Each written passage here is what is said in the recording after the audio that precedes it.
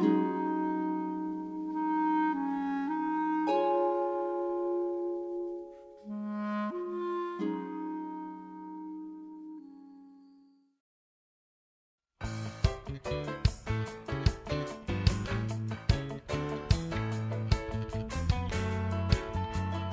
the beginning of this project, we didn't actually have a show, we didn't have a musical, we didn't have songs, we didn't have the script. You know, we had an outline of the story, but that chopped and changed. I did realise that actually we had to come up with some sort of set that was going to have a fluidity to it and a flexibility. You have to think on your feet and get to the workshops and stop something being built and redesign something else. And for me, what I like to do is start to do some drawings. I do sketches, and then it moves quite rapidly into cardboard models.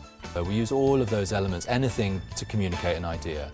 So whether it's drawing, whether it's computer graphics, whether it's ripping things out of magazines, whatever it is, just to essentially illustrate what you're trying to get across. Then we would hear songs that they'd just written and you think, oh, you can't stage it like that now. The escape's got to be really, really different to that. Listen to that music. You know, it's got to have this rhythm to it. The floor's got to move in this way. So we fire off each other. Really, really lucky we were able to have, you know, DreamWorks helped us with storyboards. That's their bag, and they were able to animate certain things. And we actually animated the whole set at one point just so that we could see what we were dealing with. Another place, DreamWorks, the animation team has been so helpful in research and developing a real-time animation technology. The actor who plays the magic mirror is actually backstage, and he has sensors on his face. So actually he's actually acting in real time. I'm doing a motion capture system that's never been done live on a Broadway stage before, so I'm using my voice to make the mirror's voice come to life, which is like doing a voiceover, but I'm also using my face to basically puppeteer the computer animation. Things are going to happen on the stage that have never ever been seen on a Broadway stage or any stage around the world anywhere. Hugh Van Stern I've worked with on a number of occasions. Really important with a set designer and costume designer and lighting designer to all be talking the same language. And I feel with Hugh that he sort of paints with light.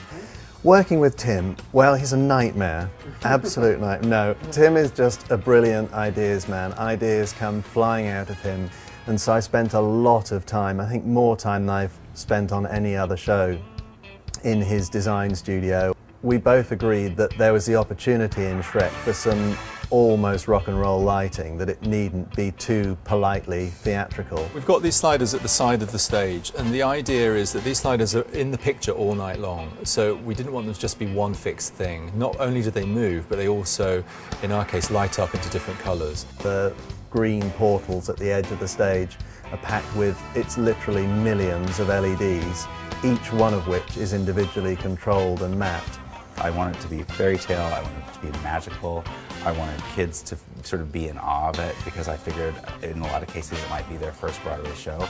And to sort of feel the magic of what it feels like to watch the stage transform and to go on that journey with them. It's all about the transitions. It's getting from one place to another. And I think scenically as a set designer, you know, I think it's one's job to really try and get those transitions to work as magically as possible, to get the scenery to be as seamless as possible, almost treat it like another member of the company, like another actor. This floor is actually very, very tricky to work out exactly how it works in real life, but the premise is simple.